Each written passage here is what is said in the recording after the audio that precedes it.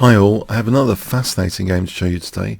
Leela against Stockfish from the Chess.com free Rapid Redux, stage 3, 30 minutes with a 5-second increment.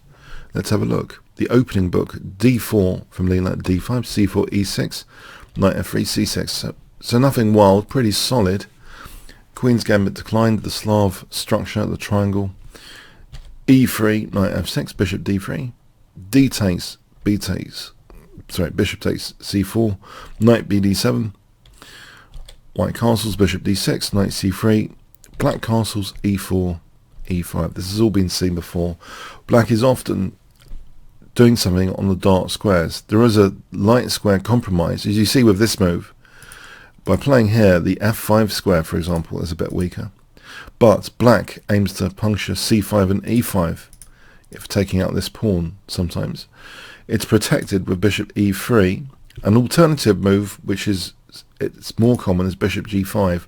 For example, this position has been seen before, this idea.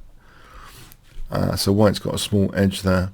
So bishop e3 is a move as well, though, in theory. b5, bishop b3, bishop b7, rook e1, a6, h3, queen c7, rook c1, and now Stockfish plays some forcing moves, takes on d4. Positional concession though, the light squares potentially, especially f5, knight takes, c5, forcing move but positional concession, d5 square. So both d5 and f5 are light squares of particular interest to white, the dark squares of interest to black. We have the knight using the f5 square, so it looks to be quite a dangerous knight. It's hitting the d6 bishop now.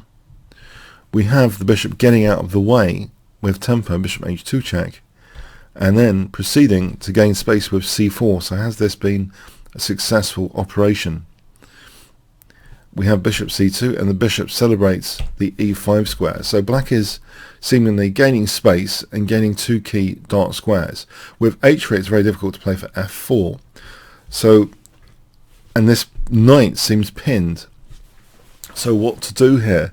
The first very interesting move is played in this position, and it's as if white really wants to create the fun elements of chess, basically, regardless of potential material downside. So I wonder what you would play here if I give you 5 seconds.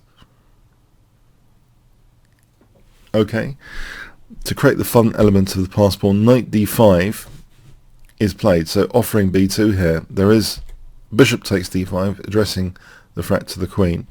And now, yeah, Stockfish does nab this b2 pawn. d6, so we've got a central passed pawn, which supports also knight e7 check. Queen a5, maybe going after another pawn. Rook b1. We have bishop c3. Stockfish doesn't really want to take this pawn here, because there's actually rook takes b2, bishop d4 is strong, with the idea now in this variation of knight takes g7. This seems to work out very well. White's controlling the e file. If taking here, queen g4 check and queen f5, and it doesn't even matter about the rook hanging. If that's taken here, we have queen takes h7 checkmate, the pin knight. So the bishops work well in this variation. Here, by the way, if we look at instead king g8, then bishop takes f6, knight takes, check, taking this, and then using the f5 square eventually off the check, putting the king there, and now queen f5 to stop any defensive measures, and that's absolutely winning for white. If black has to give up the queen, this variation is a disaster for black. So yeah, it does seem that taking here leads to big trouble in a very forced way. So it wasn't. Bishop c3 hitting the rook. Now rook goes to e2, and it seems to be indirectly protecting the pawn here. So we have rook a e8. We have now knight e7 check, king h8, g4, very aggressive move. So this aims to do quite a few things, it seems, really. Dislodge the knight from central control, and maybe in its own right also be used to open up lines against the king. One of the king's escape squares has been taken away, and also there's a bishop lurking around h7 as well. So it's a very interesting position. Queen d8 was played here. Just to test some technical matters, like taking this pawn, g5 first seems to be the most accurate, then taking on g8, which stops king takes g8, because then if we have king takes g8 here, it's check and then winning the queen. So let's imagine rook takes g8. The problem is, after taking on h7, this is really nice. Queen a4, there's bishop c2. If the queen goes back here, say, then bishop f5 now hits the knight on d7. So it's a disaster variation to take on a2 again, just to make sure. If bishop e5 here, as an example, g5, knight g8, f4 is interesting. If the bishop has to go back to c3, bishop f5 again, torturing that d7 knight. And now here, rook c2, and now white can take over the centre with bishop d4, and look at the white bishops gunning at the black king here. And it seems also white has the luxury of queen h5 as a threat. What a magnificent attacking position. If bishop b6 here, so bishop d4, if bishop b6, queen h5, and then what does black do? The g-pawn's pinned. Say queen a8 check. Yeah, black's just getting mated. If h6, g takes, it's pretty hopeless. G takes. And if knight takes, there's queen takes h6 check and mate. The knight's controlling g8. So some devastating implications here for king attacks, with the bishops coming to look at the diagonals, and g5 and queen h5. It can become a total nightmare for black quite easily. Queen d8. The bishop does centralize hitting c3. That's taken off. The queen is nice in the center. Queen b6. White avoids the exchange of queens. g6. Some concessions around the king. We have rook d1. Queen c5. Rook d4. Very, very interesting play. Very flexible. In some ways discourages b4 because the rook takes c4. In other ways, maybe there's a line opening and the rook could be used on the h-file later. Very, very flexible stuff. Rook d4. All of white's pieces seem to be in great places here. Okay, white is a pawn down, but you know, the central the central passed pawn here is very nice. We have a5. As an example of, say, trying to nudge the queen away from the rook, it's mostly pointless. g5, queen e3, for example. If here bishop f5, just white uses the f5 square. There's no point for that level of forcing moves. That doesn't do anything. So a5, black has a 3-to-1 pawn majority after all. King g2, c3, and now h4, which echoes a few things. The king also moving to g2 echoes the idea that maybe a rook is using the h1 square potentially, or the king is coming for an endgame potentially to handle these pawns. There's a duality in white's moves. Rook d8, king f1. It's just very, very mysterious play, as if some investments have been played for the endgame here. Some king movements, which are very strange. But on the other hand, the h4 implies some line opening, and the central pieces are not just for the pawns, they're for going for the king potentially. We have knight e8. On, as an example, a4, h5, and we can see line opening implications immediately. For example, b4, h takes, and here it's devastating. That's just absolutely devastating. This kind of thing, where white can carefully get a winning attack without getting into trouble with the white king. So white's getting a big advantage there. That's on a4. h5 is a line opening crushing procedure. If we look at this again, and with fg, then knight takes g6 check here. This, again, rook e7, the rook infiltrates, and again, similar variation, basically. the white king is not in enough trouble. White's breaking through there. So black has to be very careful about this line opening stuff with h5. We have knight e8. Now rook d5, queen c4. And the amusing thing here is the king is actually quite well poised for these pawns in endgames. We have rook d4, queen c5, rook d5. On h5 here, maybe black plays g5 to keep things closed.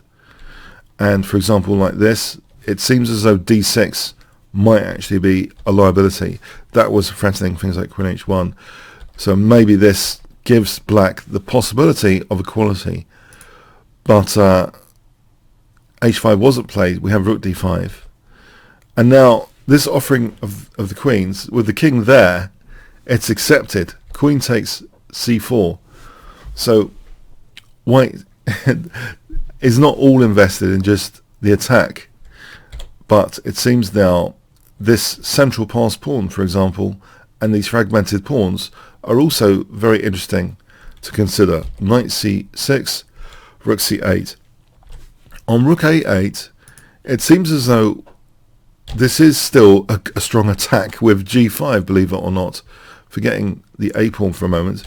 For example, like this, h5, this is a strong attack, because look at h7, the bishop is still well poised and targeted for h7. So for example, like that, winning material. And if we look at this line again, with g5, f6, h5, g takes, instead, if knight b6, yeah, just to show rook takes h7, and knight e7 is checkmate. So these pieces are still in attacking capability. So we have rook c8, bishop a4. Yeah, black is fragmented and has to handle the passed pawn here. So there's quite a few issues in this position.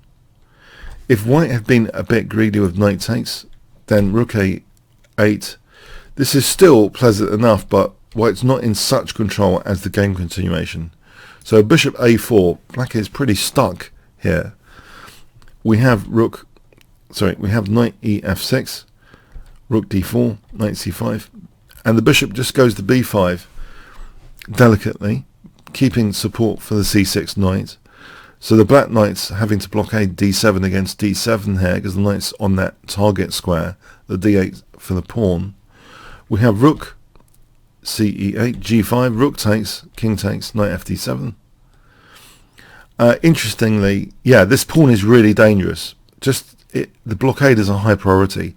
This kind of move is not holding the blockade. So, in fact, king d1 is possible here. And the king is reaching an ideal spot here, king c2, for these pawns. And if black's really adventurous, then d7 is devastating. Absolutely devastating. For d8, controlled by the knight. So we have knight fd7, trying to keep a blockade, but the king does go to d1.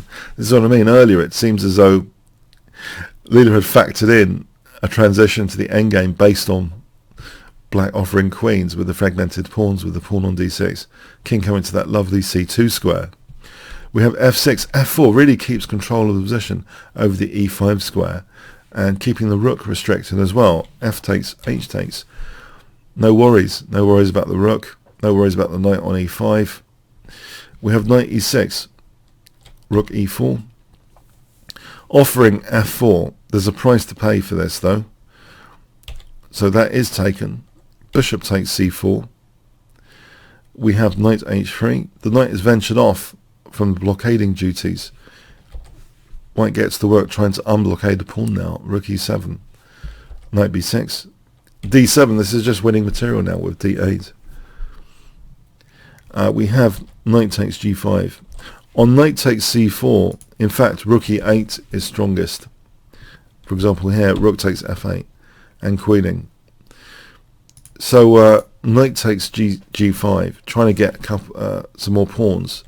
So d8, yeah, but white is in good shape here. We have knight h3 being played. Now here, if knight takes c4, which you might ask, because knight h3 was played, So what's wrong with knight takes c4? It seems white does have the edge in the endgame. Knight e6 with the threat of rook e8 checkmate because the knight's taking the escape square. If the knights come off, it seems as though white can actually have a big advantage here. The king actually should head for the king side, and because of the outside pawn, the rook, the exchange up is actually going to be okay to win this. It seems enough to win it. So pushing to the limits though. But yeah, knight h3 was played, and here we have bishop b5, knight d5, check, king g7, bishop c4, knight d f4, king c2. So white is a rook up, and these pawns, are they quick enough? One of the knights goes. It's not really that convincing, is it, for the two pawns? Because the bishop's now coming to this diagonal to slow things down as well, and white's still got that a pawn to work with now, that passed a pawn now. So it looks like a good technique, a fairly easy, straightforward technique. Win. The rook's actually given up here to queen this pawn. So yep, it's let's see Leela's trolling technique now. And for some reason Leela is been playing around in queen and king endgames. I don't know why putting the king on a1 as if to say, I don't know why there's this episode, to be honest. I think this will be worked out in later versions of Leela. Maybe a bit less trolling, a little bit less trolling would be appropriate for people watching the games. And then finally the king steps up over there to checkmate here. Okay, yeah, a very interesting game, I thought. Sometimes playing on the white side, one has to be wary about the dark square weaknesses, but white injected a lot of fun into this game with the initial pawn sacrifice, knight d5. By giving up b2, establishing a central passed pawn with the knight e7 hook square, it seems as though the next thing, visually, we can deduce at least, is that white centralized the pieces and was also ready for line opening, and also ready for endgames.